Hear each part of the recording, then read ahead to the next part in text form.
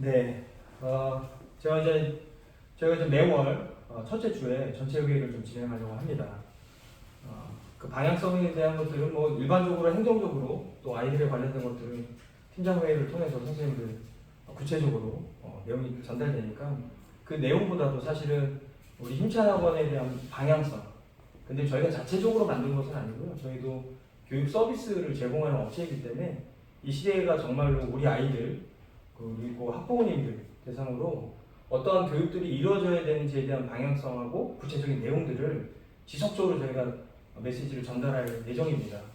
사실은 제가 계속 그런 일들을 해왔죠. 왜냐하면 시대가 계속 바뀌고 있어요. 그러니까 한 아이를 공부를 시키는 데 있어서 다양한 방법들이 연구개발되고 그런 것들이 실천되어지고 있습니다. 그러니까 가르치는 사람 입장에서는 얘가 똑바로 안 한다고 하지만 실질적으로 그 아이를 놓고 얘가 그러면 주어진 지식들을 내 것으로 만드는 프로세스에서 어떤 도움을 줘야 될지를 굉장히 많이 연구개발되어지고 그런 제품들이 나오고 있는 거죠. 그러니까 단순히 우리가 예전에는 좋은 선생님이라고 하면 명문대 그과 출신 선생님한테 어떻게 해서든 그 지식을 전달받으려고 했었다라고 하면 지금은 그런 시대는 아닙니다. 당연히 우리가 어떤 대학이나 학벌 당연히 그 정도의 수준으로 공부를 했던 사람한테 교육을 받는 것은 우리가 무엇을 의미하냐면 그 선생님처럼 되고 싶다예요, 사실은. 그 선생님처럼 그렇게 노력도 하고 그런 습관들을 혹은 영향을 받아서 그렇게 하고 싶다예요. 이게 되게 중요한 포인트입니다. 다시 이야기하면 그런 우리가 보통 서울대 나온 사람들이 다 서울대 학생들만큼 가르치지 못합니다. 이게 정설이에요. 이게 정답이에요. 근데 반대로 내가 비록 서울대에 나오지 않았다 하더라도 서울대 학생을 많이 배출할 수 있는 것 또한 그런 선생님도 있습니다. 그럼 여기서 중요한 포인트예요.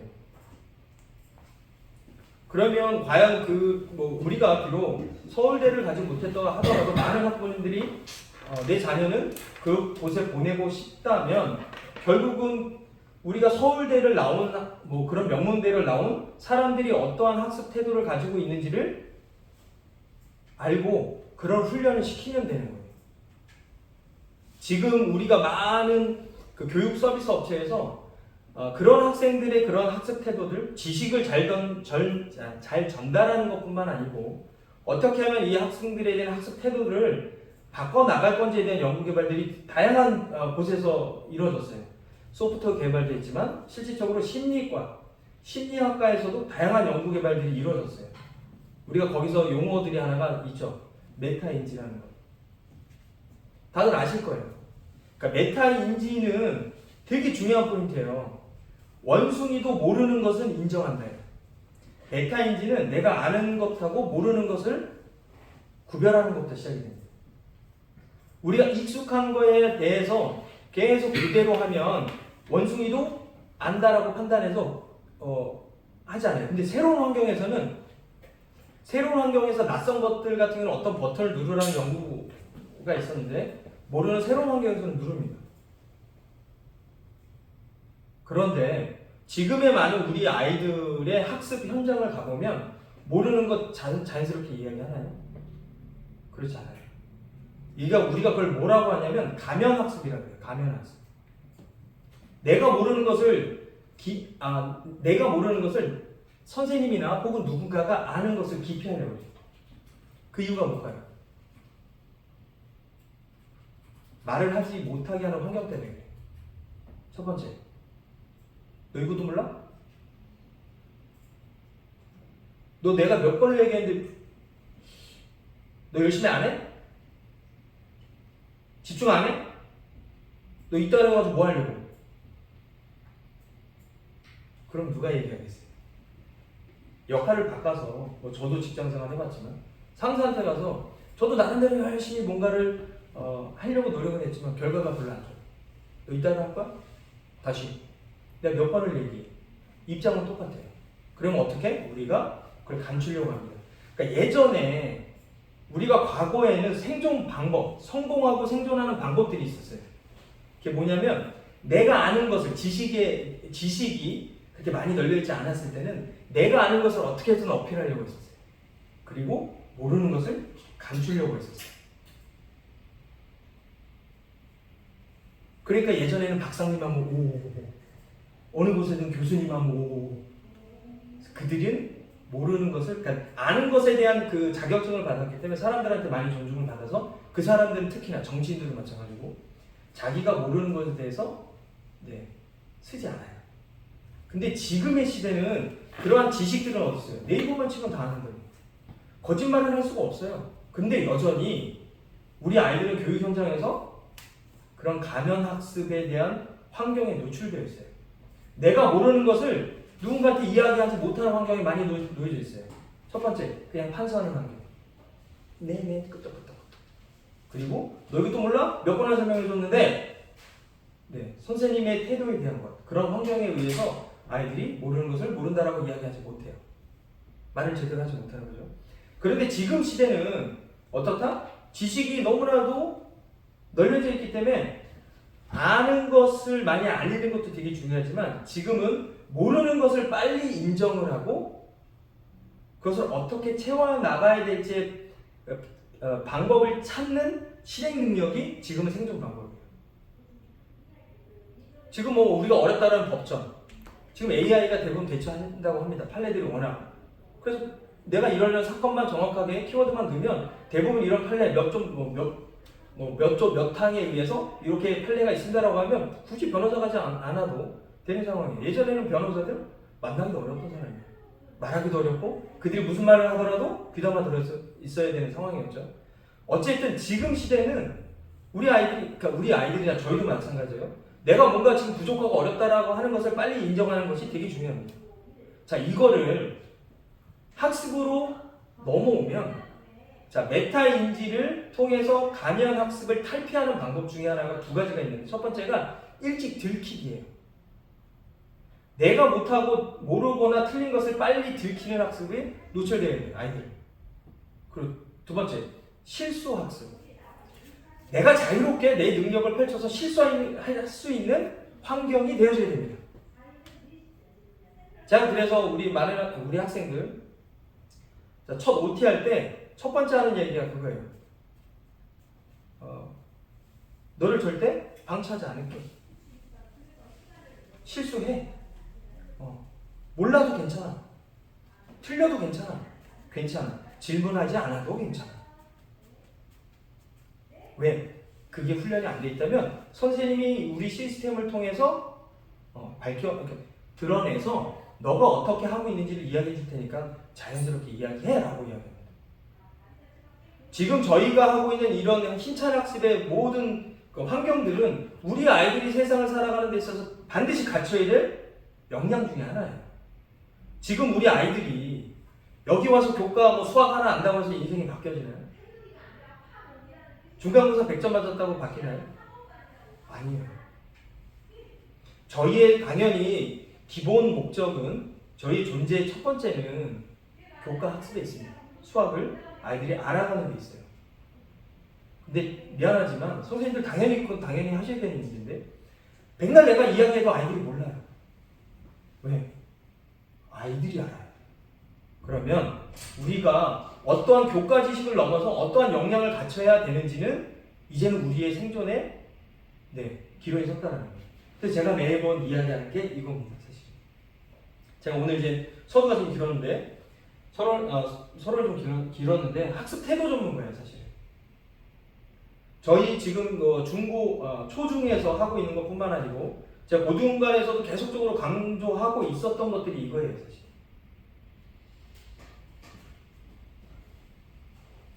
아이들 선생님의 말 한마디에 지금은 태어납니다. 기분이 별로 안 좋아서요. 한 예로 우리 성교는 기억도 안 나는 어휘 선택 하나 때문에 아이가 나가서 선생님이 욕을 한다는 거죠. 아무리 기억을 잡아도 그런 말을 한 적이 없어. 아이들한테 물어봐도 한 적이 없어. 요건 조금 태도상의 문제가 있었지만 어쨌든 지금의 아이들은 되게 예민해요. 그래서 우리가 중립을 지키고 어떻게 아이들한테 학습 태도 전문가로서 다가가야 되는지 말씀드릴게요. 지금 우리가 가르치고 있는 학생뿐만 아니고 기존에 지금 많은 학교에 있는 학생들 어떤 존재이며 어떻게 바라봐야 할까요? 이게 되게 중요한 포인트입니다. 과거에는 네, 학교 선생님이든 학원 선생님이든 저희 나이 때는 선생님 무조건 고개 숙였어요. 부모님들이. 그리고 뭔가 안 되면 아이를 같이 잡았어요. 예. 근데 지금은 우리 자녀들을 부모님들이 혹 가리키는 선생님을 그렇게 바라볼까요? 그게 아니에요. 근데 그걸 탓하자고 하는 게 아니라 예전이나 지금이나 사실은 동일했어요. 이 아이들을 어떻게 바라봐야 된다? 기쁨의 존재, 사랑의 존재, 존중받아야 될 존재예요. 우리 아이들. 어떤 상황에서든 이 아이들은 누군가한테는 굉장히 기쁨이었고요. 사랑받아야 될 존재고요. 그리고 존중받아야 될 존재예요. 다시 얘기하면 얘가 이거 하나 모른다고 해서 멸시받거나 하대하거나 그리고 욕을 먹거나 그럴 존재가 절대 아니라는 거예요. 교과목 문제 하나 틀렸다고 해서. 왜? 귀한 자녀들이에요. 다시 얘기하면 부모님들이나 혹은 누군가한테 이런 존재이기 때문에 저희도 동일하게 이렇게 돼야 돼요. 되게 중요한 거예요. 근데 예전에는 아까 얘기했지만 이런 마음은 동일했지만 이 아이를 다루는 것들이 조금 달랐다는 거죠. 그리고 또 하나 저희가 학습을 가리키는 선생님으로서의 관점은 이 아이들은 얼마만큼의 포텐셜, 즉 가능성이 있는지 저희 몰라요. 전혀 모릅니다. 미래 가능성이 얼마만큼 있는지를 모르는 존재로 인정해줘야 돼요. 이거 지금 얘가 수학을 모른다? 나중에 얘가 어마어마한 사업가가 될지 몰라요. 그리고 어떤 연예인이 돼서 스타가 될지도 모르고 나중에 뒤늦게 저희를 떠나서 공부를 집중해서 교수나 박사나 어떤 우리나라의 정말 IT나 어떤 바이오에서 큰 역할을 할 사람인지 몰라요. 정말. 미래의 주역이 될 수 있는 아이들이에요. 그리고 그 뒤에 숨겨져 있는 에너지가 어느 정도인지 모르잖아요. 이런 존재로 바라봐요. 여기까지는 그냥 감정적인 거예요. 근데 저거는 현실적인 겁니다. 부모님들의 마음은 여기에요. 동일해요. 근데 부모님들이 여기까지 잘 몰라. 그리고 저렇게 어떻게 접근해야 될지 잘 모릅니다. 이게 되게 중요해요. 저도 자녀를 키우고 지금 자녀를 키우고 있는 우리 선생님들 중에 만약에 내 자녀가 누군가 선생님한테 이것도 모른다고 예를 들어서 욕을 먹었어요. 이 새끼가 이것도 모르고 있어. 만약에 그 현장을 부모님이 봤다. 그 마음이 어떨까요? 그리고 너 이래갖고 나중에 뭐 되려고 그래? 이래갖고 뭐 크게 되겠어? 이따 이것도 몰라가지고 네가 나중에 뭐 대학이나 가겠냐? 대학도 못 가는데 뭐 밥벌이나 하겠냐? 라는 생각을 갖고 아이를 바라보는 선생님한테 맡기고 싶을까요? 절대 아니에요. 우리가 이거는 누굴 가리키고 안 가리키는 문제가 아니에요. 기본적으로 내 자녀를 내가 얼마만큼 그렇게 생각하는지에 대한 기본 자세입니다. 그리고 또한 내가 내 부모님한테 어떤 생각을 갖고 받았는지가 기준이 될 거예요. 근데 우리는 뭐 받았든 안 받았든 간에 이런 생각을 갖고 아이들을 반드시 바라봐야 됩니다. 왜? 미안한 얘기지만 우리 이 일이에요. 전문가로서 이런 자질들은 기본적으로 마음가짐을 갖고 가야 됩니다. 하지만 우리 이런 학생들의 존재와 능력을 알까요, 사실은? 그러니까 말이라도 너는 할 수 있어, 할 수 있어. 그리고 너는 참 이렇다 저렇다 라고 할 수 있지만 구체적인 데이터가 없이는 그냥 감정적인 것, 동기부여, 말로만 동기부여하는 것은 어렵습니다, 사실. 자, 그들의 미래의 잠재력과 에너지가 어느 정도인지 아직 몰라요. 자, 우린 알아야 되거든요. 알려면 그들을 통해서 알 수밖에 없어요. 부모님들도 사실 잘 몰라요. 그럼 우리가 알려면 어떻게 해야 돼요? 그들이 정확하게 보여줘야 돼요. 자, 다시 얘기하면 우리 학생들이 자신이 어떤지를 정확하게 보여준다라고 하면 다시 얘기하면 나는 너가 이런 존재인데 너가 어느 정도인지를 알고 싶어 해 라고 해야만 시작이 됩니다. 아까 다시 얘기했지만 너희도 몰라 라고 하는 선생님한테 저 이거 잘 모르겠어요. 선생님 저 실수했어요. 라고 쉽게 얘기하지 못하는 거죠. 그리고 대부분의 선생님들은 알려고 하지도 않고 찾으려고 하지도 않습니다.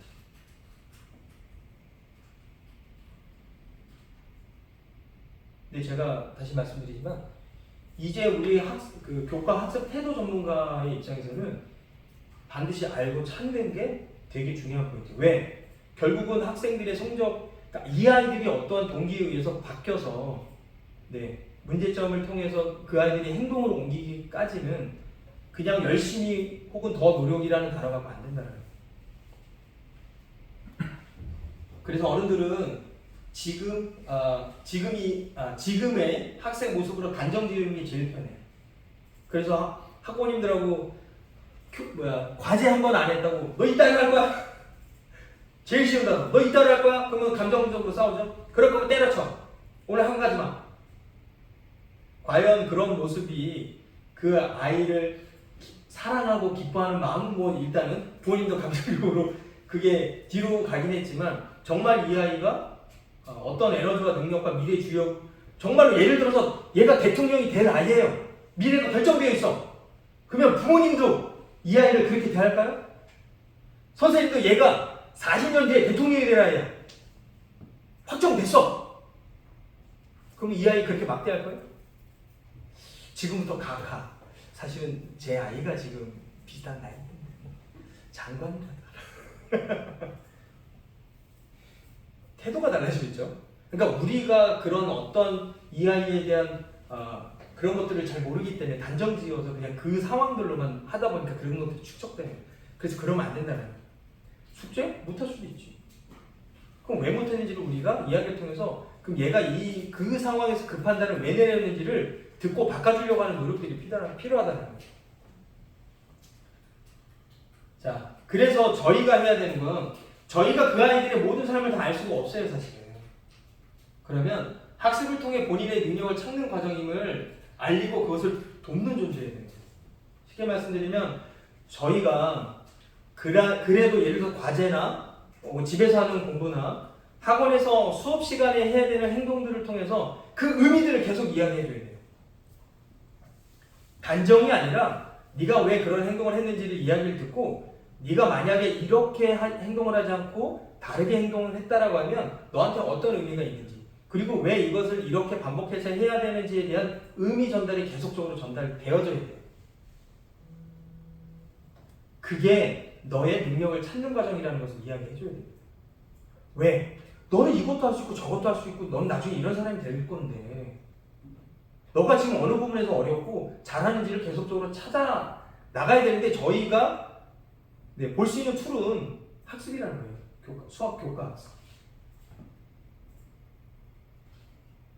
그래서 그런 존재라는 것, 즉 교과 학습, 수학이죠 저희는 뭐 과학도 있으니까 교과 학습 태도 전문가가 되어져야 됩니다. 그러니까 교과 학습 태도 전문가는 교과 학습 지식을 전달하는 것도 당연히 포함되어 있죠. 네, 이거는 뭐 더 이상 말을 할 수가 없습니다. 선생님들이 각자 본인이 어떤 지식을 갖고 있는지는 더 이상 묻기가 조금 애매한 상황이에요. 죄송한 말입니다만 누군가 학생이 이래요. 환다가 더 빠르고 정확해요. 요즘 아이들 뭐 유튜브도 긴 거 안 봐요. 짤용으로 보죠. 짧다 보니까 틱톡이라는 건 10초, 30초 이내에 빨리빨리 뭔가가 결론 나는 거. 그래서 선생님이 처음부터 쭉 설명해 주는 거 당연히 들어야 되는데 그런 인내력이 좀 부족해요. 그러다 보니까 다른 어플을 통해서 빨리 찾는 걸 원합니다. 다시. 그래서 지식에 대한 것들은 그냥 깔고요. 그 지식을 전달받은 학생이 어떤 태도들을 통해서 내 것으로 만들어내야 되는지에 대한 분석이 필요합니다. 그래서 첫 번째가 필요한 게 학생 분석이에요. 과연 이런 것까지 해야 되는가? 라는 부분들에 있어서는 저는 단한 건데 이게 되지 않으면 앞으로 선생님으로서의 역량은 신장되지 않습니다. 발전되지 않아요. 자, 첫 번째 학생 성향 파악입니다. 이 성향을 어떻게 파악하죠? 보통 우리가 어떤 분석을 할 때 분석 데이터지가 필요해요. 아이들이 각자가 본인에 대해서 체크하는 걸 가지고 이야기해야 됩니다. 분석은 선생님이 가지고 있는 지식을 갖고 하는 게 아니에요. 어떤 스스로에 대한 데이터를 기록을 해서 거기에 대한 분석표를 가지고 우리가 스터디를 해야 됩니다. 첫 번째 학생 성향 파악입니다. 우리가 보통 어떤 일을 할 때 간단하게 세 가지입니다. 머리, 가슴, 장형. 머리형, 가슴형, 장형이라는 게 있는데 머리형은 선생님하고 이야기할 때 정확하게 이건 이래서 이렇게 된 거야 라고 전달하지 않으면 이해는 미쳐. 그리고 가슴형은 우선 만약에 틀렸어. 너 그래서 속상하구나. 네, 그 가슴부터 어루만져줘야 되는 아이들이 있습니다. 장형은 야 잊어 다음에 할 수 있어. 하자 그런 거에 매력을 느끼는 아이들이 있어요. 이거 뭐 세 가지로 이야기할 수는 없죠. 요즘에 MBTI라는 것도 있죠. MBTI를 통해서 이 아이가 어떤 성향을 갖고 있는지 그걸 통해서 지금 문제점하고 장점을 어떻게 전달해야 될지가 달라져요.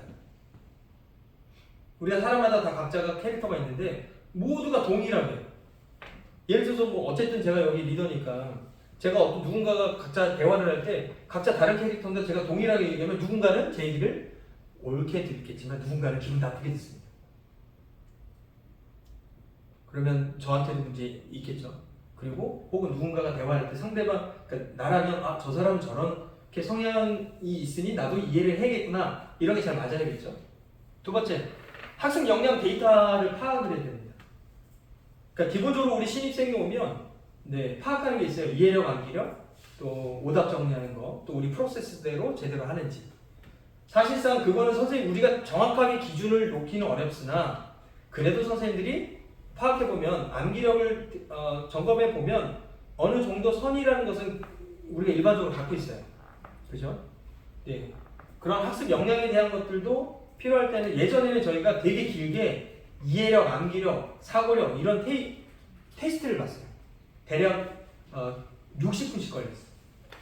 그거만 60분 걸렸고 또 성향조사 이런 거에서 한 90분가량을 했었어요. 아이들이 너무 힘들어요. 분석지가 이만큼씩 나오는데 아이들이 너무 힘들어요. 그래서 좀 간략하게 했던 거고 또 하나는 학생과 학부모님의 목표를 정확하게 파악을 해야 됩니다. 우리야 다 100점 만들고 싶지만 그리고 아이들이 혹은 학부모님들이 요구하는 그 목표를 우리가 다 이루어줄 수가 없어요. 왜? 아이들이 지금 가지고 있는 역량이 다 차이가 있기 때문에 어쨌든 이런 것들을 가지고 학생 분석을 해야 됩니다. 우리가 어떤 누군가한테 이야기할 때 섣불리 해서는 안 된다는 거예요. 지금 학생을 대할 때. 자, 두 번째, 학생 상태가 분석이 되고 그러면 진단하고 반드시 솔루션이 제공이 돼야 돼요. 우리가 병원에 가면 그냥 병원 가자마자 머리가 아파서 왔구나! 어떻게 하셨어요? 이러지 않죠. 보통은 어디가 아파서 오셨어요? 내 머리가 아픈데 어떻게 아프세요? 기본적인 병원은 그렇게 일반 병원은 그러지만 대학병원은 머리가 아픈데요? 어떻게 아프세요? 그럼 의심이 되니까 MRI 한번 찍어보시죠. CT를 찍어보시죠. 혈액검사 한번 해보시죠. 특히나 응급실을 가면 모든 검사 2시간 동안 다 해야 됩니다. 의심되는 건 다 찍어야 돼요. 그리고 나서 감기네요. 이러면 충격받긴 하지만 어쨌든 그렇게 분석을 최대한 하고 나면 상태에 대한 진단을 내려줘야 돼요. 데이터를 기반으로 한 현재 상태를 전달해줘야 돼요. 그 데이터라고 하면 우리가 기본적으로 선생님이 OT를 하면 이 학생이 이해력과 이거 다 할 거다라고 이야기합니다. 그러면 선생님이 그 기입을 해서 아이랑 상담소에서 너 현재 이해력은 왜냐하면 선생님이 이렇게 얘기했으면 아이들은 그걸 따를 수밖에 없어요. 그리고 또 하나 우리는 메스홀링이라는 것들을 사용을 합니다. 어떤 데이터든 우리가 CT든 MRI든 우리가 스캔을 하는 게 중요한 게 아니라 그걸 판독하는 의사가 더 중요해요. 왜? 그걸 통해서 누구는 오진해서 그냥 다른 세상으로 가는 반면에 누군가 그걸 잡아내서 이렇게 해야 됩니다. 솔루션 제공해서 새로운 삶을 사는 사람이 있습니다. 그럼 저희는 그 데이터를 통해서 너 현재 상태가 어떻다? 그 왜 그렇지?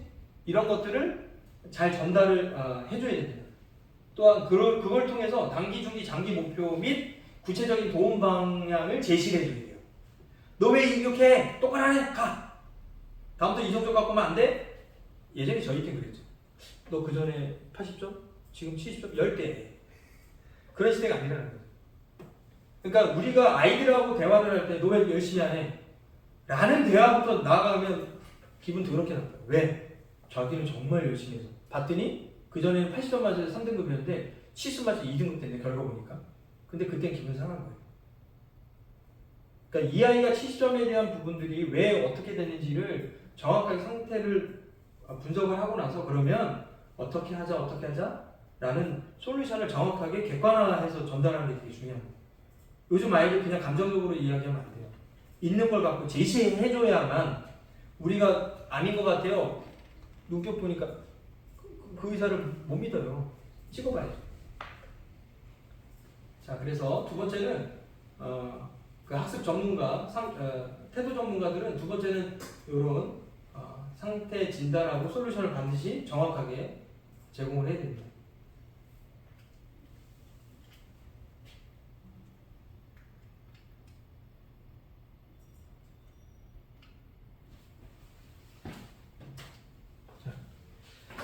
그리고 중요한 거는 이제 솔루션 실천이에요.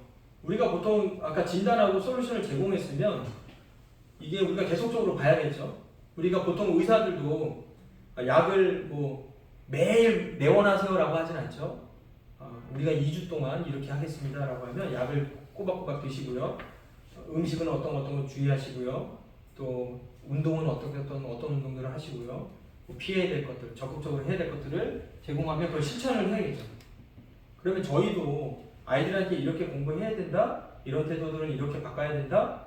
너가 이걸 원하지? 그럼 선생님이 도와줄게. 그런 것을 학생들을 이해하고 철저한 시스템, 그러니까 그렇게 내용을 전달하면 우리는 학생들을 이해하는 게 되게 중요합니다. 그리고 철저한 시스템 이해와 학습이 되어져 있어야 돼요. 앞에 우리가 분석하고 또 진단을 통해서 솔루션을 제공하는 것들이 아까 말씀드리지만 이런 시스템하고 아까 학생을 아는 것, 학생은 공부해야 돼요. 그 나이 때 지금의 우리 학생들이 어떤 거에 관심이 있고 어떤 성향을 갖고 있는지. 라떼는 말이야 이게 안 먹혀요. 지금 아이들은 시대는 기기 또 어떤 인내력, 지금 아이들이 소득 수준 저희랑 전혀 다릅니다. 그럼 아이들이 세상을 바라보고 선생님을 바라보고 학습을 바라보는 그 태도들이 다 달라요. 그거 이해 못하는 상황에서 예전과 동일한 방법을 한다? 그럼 안 맞아요. 그리고 철저한 시스템, 저희가 가지고 있는 그런 전반적인 시스템을 정확하게 다 파악해서 알고 있어야 돼요. 우리가 어떤 아이를 누군가를 치료를 해야 되는데 수술 도구, CT가 있는지 수술 도구 이게 어디에 사용하는 거지? 모르면 얘는 죽어요. 지금 당장 뭔가 잘라주고 열고 잘라주고 해야 돼요. 약물 뭘 투입해야 될지 몰라요. 이해됐죠? 그러니까 우리가 늘상 하고 있는 것 말고 선생님들조차도 지금 메솔이라는 것도 엄청나게 방대합니다. 사실은 그 기능들이. 근데 매번 지금 계속 쓰고 있는 것만 쓰죠. 그러니까 선생님들도 앞으로 다양한 우리 그 예전에 교수 회의 시간에 다양한 것들을 찾아서 요건 이렇게 사용하는 게 좋겠습니다라는 의견들이 많이 있었거든요. 그러니까 선생님들도 그냥 기존에 있는 것도 계속 돌리지 말고 그건 개인의 역량이에요. 또 우리 학원 전체적인 방향에 있어서도 마찬가지예요. 이건 아이들은 이런 상황에서 이렇게 하는 게 좋겠습니다라는 것들을 선생님도 계속적으로 실천을 해줘야 됩니다. 그리고 정말 중요한 거예요. 우리가 아이들을 가르칠 때 지속적으로 어떤 케이스에 대한 것들은 계속적으로 소통을 해야 됩니다. 대부분 대동소이해요. 사실 아이들을 정확하게 기준을 세워서 그 기준 안에 다 넣으면 돼요. 그런데 예외적인 상황들이 있어. 왜? 선생님들이 교실에서 그걸 다 케어할 수 없는 상황들이 생깁니다. 그럴 땐 소통을 통해서 누군가가 함께, 왜냐하면 교실에서 선생님을 바라보는 그 담임하고 바깥에서 바라본 다른 누군가의 선생님은 또 다른 거예요. 그래서 어쨌든 선생님 스스로도 학생에 대한 케이스에 대한 것들을 연구하고 소통하고 또 기타 다른 누군가들의 역할들에 대한 것들을 이야기해서 그걸 우리가 잘 진행할 수 있도록 하면 좋겠다라는 게 제 생각입니다. 네. 근데 여기서 주의사항이 있어요. 학습 태도 전문가. 그러니까 지식을 알고 실천하는 것들 일단 제일 중요한데요. 반드시 주의사항이 있습니다. 대상 존재에 대한 인식 및 인정하는 게 되게 중요해요. 그러니까 우리가 아까 학생을 뭐 상태를 파악한다고 했는데요. 우리가 알고 내가 그냥 급하다 보면 그냥 그대로 예전에 그런 것들이 나오거든요. 첫 번째 항상 누군가를 이야기할 때는 이 아이가 어떤 존재인지를 인식하고요. 그리고 이 아이가 현재 어떤 상태인지를 인정해주는 대화가 되게 필요합니다. 참고로 저희가 OT 할 때 저도 성적이 안 나오고 그리고 저 성실도가 떨어지는 아이들을 선생님들한테 보낼 때 되게 미안해요. 그런데 제가 그 아이한테 들어가서 너도 얼마나 하고 싶겠니? 너도 본인한테 귀한 존재야. 그리고 본인을 통해서 너가 여기까지 온 거 본인도 결정했지만 너도 큰 결정한 거야. 근데 결정하는 데 있어서 공부를 하고 싶어서 왔는데 그 전에 이런 태도들을 보였구나. 네. 근데 이게 어려웠어? 네. 그럼 앞으로 선생님이 네가 목표 점수가 이 정도인데 이걸 위해서 최선을 다해주려면 네가 이런 태도를 좀 바꿔줘야 돼. 선생님이 알려줄 테니까. 근데 하다 보면 습관이랑 한꺼번에 될 수가 없으니 단계적으로 하자. 근데 만약에 이게 안 되면 우리가 목표를 조금 낮춰서라도 한번 해보자. 라고 이야기를 합니다. 그러니까 본인도 인정을 해요. 그리고 제일 중요한 겁니다. 철저한 감정이 배제돼요. 보통 우리가 이제 오은영 박사님 때로는 그 상담자를 혼내는 경우도 있어요. 그런 경우에는 보통 그 내담자, 우리가 내담자라고 하는데 내담자하고 직접적으로 할 때는 감정 절대 표출 안 합니다. 근데 내담자가 누군가의 학부모일 때는 혼내요. 경우에 따라서. 근데 우리는 아이들을 직접적으로 대면하잖아요. 그 아이들한테는 절대적으로 선생님의 감정을 드러내면 안 돼요. 근데 드러내도 되는 경우가 있어요. 어떨 때? 공감할 때. 너도 힘들었구나. 나도 힘들어. 너는 아무 생각 없니? 근데 선생님은 답답하고 힘들어. 너가 이렇게 바뀌길 원하는데 내가 무엇을 더 어떻게 해야 될까? 알려주면 좋겠다. 이건 본인의 감정이에요. 근데 아까 그 내용들 이거 이따위로 이거 너 태도가 이따위로 그러면 안 된다는 거예요. 사실은 제가 이거 이제 그 안에 보면 시스템이든 여러 가지 이제 구체적으로 알아야 돼요. 이게 되게 광범위하잖아요. 제가 사실은 이런 거 하면서 저희 책들 많이 사거든요. 그 몰입에 대한 것, 메타인지에 대한 것, 아이들 공부 학습 태도에 대한 것들을 굉장히 많이 봐요, 사실. 그리고 우리 정 팀장도 굉장히 많이 공부를 하고 있습니다. 이거는 제가 매번 알려준다라기보다 각자가 이제는 선생님들도 공부해야 된다는 거예요. 이 시대에서 우리 학습 태도 전문가로서 단순히 그냥 학원에서 수학을 가리키는 지식을 전달하는 사람이 아니라 아이들의 학습에 대한 태도, 그러면 절대적인 학생의 신뢰와 학부모님들의 지지를 받을 수 있습니다.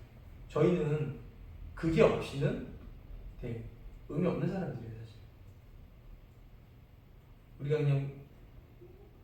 그냥 임용고시 봐서 어디든 뭐 이따가 떠나고 그냥 학습적으로 행정적으로 봐주는 사람들이 아니기 때문에 각자 선생님들이 지금 내 아이 우리 맡고 있는 내가 현재 맡고 있는 아이들을 어떻게 나라는 사람 내 역할에 대한 것들을 분명히 찾으셔서 각자 공부하셔야 돼요. 이게 안 따라가면 지금의 선생님으로서 역할하기가 어렵습니다. 철저하게 공부하시고 또 모르는 것들은 저도 완벽하지 않아요. 저도 모르는 거 되게 많아요. 그러니까 저도 대부분 많이 보는 게 저도 어쨌든 리더로서 경영해야 되기 때문에 그런 채널들 책도 굉장히 많이 보고요. 또 오은영 박사님 금쪽 같은 내 새끼 그 솔루션을 본다기보다 내담자랑 또 아이랑 어떤 마음을 가지고 대화를 하는지를 좀 많이 보거든요. 그러니까 선생님들도 많이 공부하시고 노력하셔서 우리가 어쨌든 이 영역에서 선생님들 좋은 선생님 그리고 성장하는 선생님 그로 인해서 가치를 인정받는 우리 선생님들이 됐으면 하는 바람에 저희 준비를 했고요. 네, 혹시 질문 있으세요? 질문 없습니까? 질문이 있었으면 좋겠는데 질문할 수 있는 분위기가 아니었군요. 이거 꺼도 돼요.